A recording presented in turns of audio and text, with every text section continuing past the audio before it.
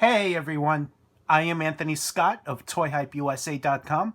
Today we are taking a look at the John Narda 8-inch cloth figure from NECA Toys. He is part of the They Live collection, which is inspired from the 1988 John Carpenter film. It's about aliens that have taken over the Earth and they are using subliminal messages to control us. And it stars Wrestlings Rowdy Roddy Pipper, which is what this figure is based off of. If you haven't seen the film, I strongly recommend. It's a great film and I think you'll enjoy it. The figure is packaged in a window box there with nicely done artwork. The box is mostly black and you see the They Live logo right there on the bottom there. John Narda is packaged in a plastic tray along with his accessories, which we're going to check out. The side of the package is right there. Gives you a look at one of those ghoulish looking aliens, which we've seen a couple in the line already.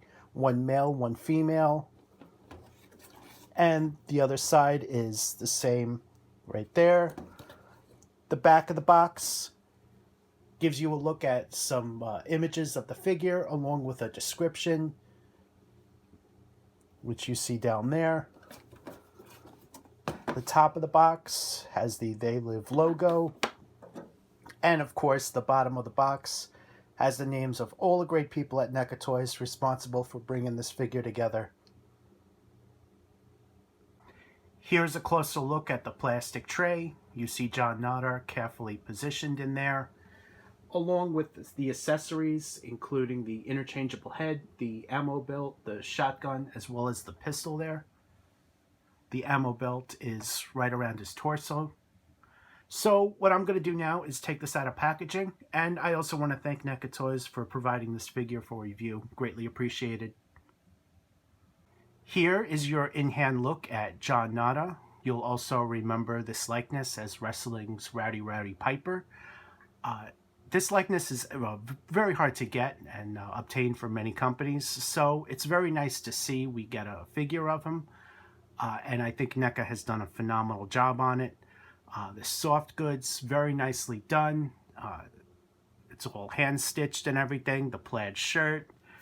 This is very nicely detailed and very nicely executed. The ammo belt is removable around his torso.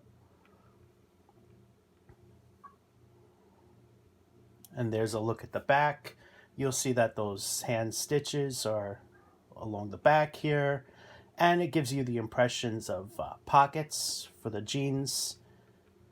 The front of the jeans looks a little baggy, and that's because of the Velcro, which is right here. Let's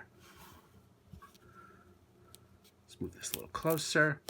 So you have this big piece of Velcro right there, which makes the jeans look a little bigger and bulkier, which is a little disappointing, I gotta say, but ultimately they did a nice job on it, and in the factory they do need to slip this on somehow, so I do understand why they needed to go about this way.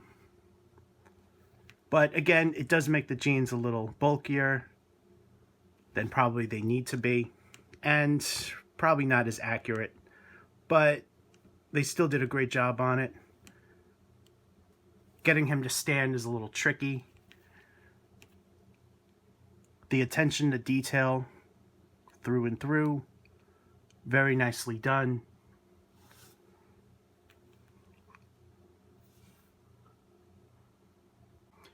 Here is a closer look at this head sculpt with the sunglasses attached. Some people have been able to remove the sunglasses on this head sculpt and put it in his hand. I tried to remove it, but it's really in there pretty well. It's in the right underneath his hair here, and it's not a full sunglasses. It doesn't go around his ear or anything. It's just tucked in the hair there. So what I would suggest to do is to leave it. Don't use excessive force on these figures. They are a little bit prone to breakage and very fragile. The paint applications on the head, phenomenally done. And they did a very nice job on this likeness. You can see who it is, especially if you're familiar with the movie. So there's a closer look at the head sculpt, and you can see all that painted detail there, the paint wash on the hair and everything. Let's turn him around, giving you guys a look. In the film, the sunglasses are specially designed so you can identify who's human and who's alien, and NECA's done a very nice job on these. These are painted in black, and again, it's very hard to remove it, so I would just leave it on, considering that the other head sculpt is very similar to this one, and the only difference is the sunglasses. So the first accessory is the shotgun, which you see in the film, and this is very nicely done. This is very nicely sculpted and painted, which you see there. It is painted in a dark gray and brown with a wash over the brown, and the likeness is very good. The tip of the shotgun has a hole right there, so makes it look a little bit more realistic. And here's a closer look at it, giving you a look at the paint wash that I just mentioned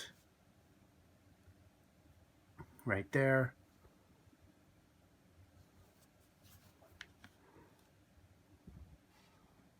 Here's another shot of John Nada holding his shotgun. As I said, this can be held in one or both hands. In this shot, this is held by both. Along with the shotgun, John Nada also comes with a handgun that is also painted in a dark gray with a black handle. There is your closer look at the pistol. It has a great sculpt, given a real likeness, and they did a very nice job on that. Fits in his hand pretty well, but you can also put it in his other hand with the trigger finger. Since the jeans are wide enough, you can put the handgun down his pants as shown for storage, which is a pretty neat thing. Here's a closer look at that.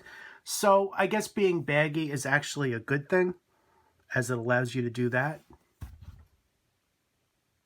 And there's another shot at that. Once it's in there, it stays in pretty well and doesn't fall out. Here's a look at the other head sculpt. This one comes without the glasses, and it's pretty much the same sculpt, just minus the glasses. It's a great likeness, and they did an incredible job on them. Here's a look at the side, and of course, there's the back. There's a closer look at the head sculpt. Again, it's a great likeness. They did a very nice job on it. And just for reference, here's a look at the head sculpt with the glasses. So facial details and everything is basically the same. The shape of the mouth, everything. There's really no difference there. The hair is a little bit different. I think this one in my hand is a little bit of a lighter wash on there. Again, these glasses aren't removable, although some people have been able to do it. And it's just really stuck in there. I had a lot of trouble getting it out. But I don't think you need to take it out because it comes with a head without glasses. So there's really no point there. Both head sculpts feature a great likeness as shown. Here's a look at John Nada holding the pistol in the right hand with the trigger finger. Once it's in there, it stays in pretty well, and I loosened it up with the hairdryer just because it was getting tight. So just be aware you're going to need a hairdryer to loosen up the hands there. Here's a closer look at John holding the handgun. So again, once it's in there, it's pretty well in there, and it doesn't fall out too easily. In this hand, and pretty much the shotgun, it's hard to get that finger actually on the trigger, so the finger's just going to rest like that. Here's a look at the pistol in his other hand, as I showed you earlier, with the exception that this is the head without the glasses. The pistol can be held in either hand, as I said, but I think it works best for the trigger finger. Overall, John Nada is a fantastic figure. I, for one, am thrilled to have him as part of the line. You usually don't see Rowdy Piper out of wrestling, so this is a nice surprise, especially if you're a fan for They Live. And I did a little research, and there seems to be planning 2 more movies from this franchise by John Carpenter. So I hope it happens, and I, for one, can't wait to see them. Again, thank you again to NECA Toys for providing him for review. Greatly appreciate that. Highly recommended. Great figure, great likeness, and I think fans are going to love him. He is available now in stores, and if you're looking for purchase, check out the written portion and photo gallery of this review on toyhypeusa.com. Under purchase, there's a list of stores where to buy. Thank you so much for watching, and stay tuned for more coverage.